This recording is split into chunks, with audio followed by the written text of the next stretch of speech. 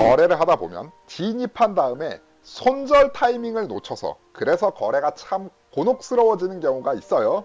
자, 그래서 오늘은 우리가 거래를 하는 데 있어서 진입한 다음에 만약에 방향이 반대로 갔을 때 그러면 내가 어디에서 과연 손절을 해야 하는가, 이렇게 손절의 기술에 대해서 정리를 한번 해보는 시간을 가져보도록 하겠습니다. 여러분들 거래를 해보신 분들은 알아요. 진입이 끝이 아닙니다. 제대로 된 거래의 기술은 어디에서 나온다? 청산에서 나옵니다. 청산에서. 기술적으로 진입을 했으면 그거보다 더 기술적으로 청산을 해야 됩니다. 이게 바로 거래의 참 의미라고 볼 수가 있겠고, 그래서 오늘은 방향이 반대로 가서 손실이 나고 있을 때, 자 그러면 이거를 괜히 계속 기다렸다가 나중에 더 큰 손실이 반복되기 전에 적당한 선에서 어디에서 내가 손절로 잘라 잡아야 하는지, 이 부분에 대해서 정리를 한번 해보도록 하겠습니다. 손절 타이밍에 관한 몇 가지 기술.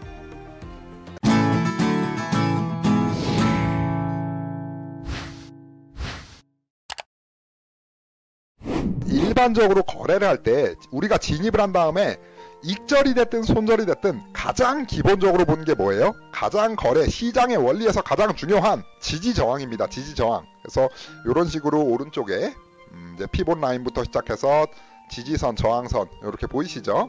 이 보조지표들을 통해서 이제 지지 저항을 찾는, 지금 화면에 보고 계시는 지지 저항에 관한 보조지표는 제가 다른 영상에서 이미 촬영을 해놨어요. 그래서 혹시라도 이 영상이 궁금하신 분들은 개별적으로 연락을 주시면 이 링크를 보내드리도록 하겠습니다.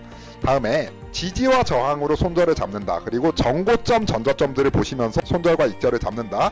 이거는 거래에 관해 기본에서도 기본입니다. 뭐 수학 공식으로 따지면 구구단인 것처럼 가장 먼저 보셔야 될, 가장 먼저 참고하고 고민을 해보셔야 될 그런 부분이고, 자 그러면 오늘은 여기에다가 추가적으로 몇 가지를 더, 내가 거래를 할 때 손절과 익절 잡을 때 조금 더 신뢰성을 더 안겨줄 만한, 이렇게 안전장치들을 더 얹을 수 있을 만한 이런 내용들이 뭐가 있을까. 일단은 최근에 제가 촬영을 해놓은 몇 가지, 여러분들께서 생소할 수 있는 그런 몇 가지 보조지표들을 설명을 드릴 때 그때마다 간단하게 소개를 해드리기도 했는데, 가장 첫 번째 뭐가 있어요? ATR 보조지표가 있었죠. Average True Range, 시간을 주기로 캔들봉들의 변동폭을 알려주는 요 ATR 보조지표. 그래서 손절은 어떻게 잡을 수가 있다?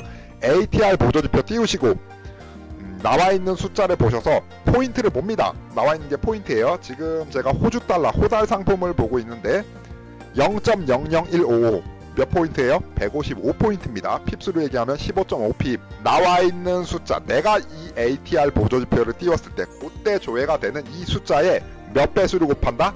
1.5배수 혹은 많게는 2배수까지도 이렇게 1.5배, 2배까지 곱한 숫자를 바로 나의 진입의 반대 방향으로 손절을 잡아주는 겁니다.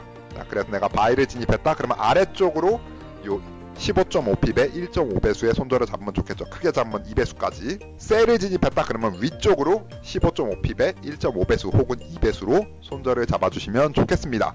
자, 만약에 여기서 작용하고 있는 위에 저항선이 있어요. 여기에 내가 손절 잡으려고 했는데 1.5배수나 2배수의 저항선 라인이 일치한다. 그러면 신뢰성이 더 더해질 수 있겠죠. 이런 식으로 활용을 하는 겁니다. 이런 식으로. 자, 이렇게 ATR 보조지표를 통해서 우리는 손절을 잡는데 하나의 정보를 더 추가를 할 수가 있겠습니다.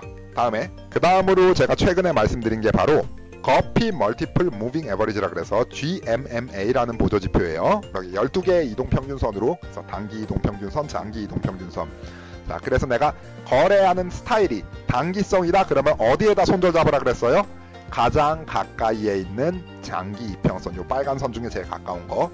만약에 내가 스윙 내지는 중장기 거래를 위주로 하는 그런 트레이더다 그러면 어디에다 잡는다? 손절은 장기 이평선 중에 가장 위에 있는 선, 한마디로 호가에서 가장 멀리 있는 선에 손절을 잡아주시면 되는 거예요. 바이를 들어가셨을 때도 아래쪽에서 장기 이평선 중에 제일 가까운 선, 단기성 거래자의 손절 라인이 되겠고, 가장 먼 장기 이평선, 이 빨간색 선 중에 가장 먼 자리가 바로 중장기 투자자들, 스윙 내지는 중장기 투자자들의 손절 라인이 되겠습니다. 이런 식으로 GMMA라는 이 보조지표를 통해서 손절 라인을 참고를 해보는 것도 방법이겠고요. 자, 그 다음에 어떤 걸 제가 말씀을 드렸냐, 최근에 영상에서도 한번 소개를 드린 적이 있는데 덩키한 채널이라는 보조지표가 있었죠. 그래서 덩키한 채널을 그리고 일단은 기본 원리가 최고점과 최저점을 이렇게 수평선으로 표기를 해주는 그런 보조지표였죠. 기억나시나요? 자, 그래서 우리가 거래를 할 때 단기성 거래자다 그러면 중간 평균점의 손절을 잡아주자. 수익 내지는 중장기성 투자자다 그러면 반대쪽 고점 수평 라인 혹은 반대쪽 저점 수평 라인, 여기에 가격이 나와 있어요. 나와 있는 가격대로 그 끝자리에 손절을 잡아주자라는 거.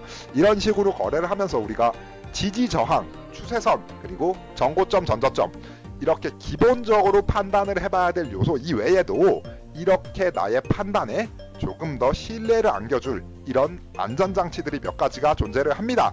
그래서 거래를 하실 때 손절을 어디에 잡아야 될지 모르겠다, 그냥 냅뒀더니 손절이 자꾸 내가 타이밍도 놓치고 거래가 자꾸 물리게 되더라. 그래서 거래가 참 곤혹스러워지는 경우가 많이 있다면 이렇게 손절 라인을 참고를 해보시는 것도 방법일 수 있겠습니다. 그래서 오늘은 이제 손절을 어떻게 잡는지, 무엇을 참고할 수 있을지에 관해서 간단하게 정리를 해보는 이런 시간을 한번 가져봤고요.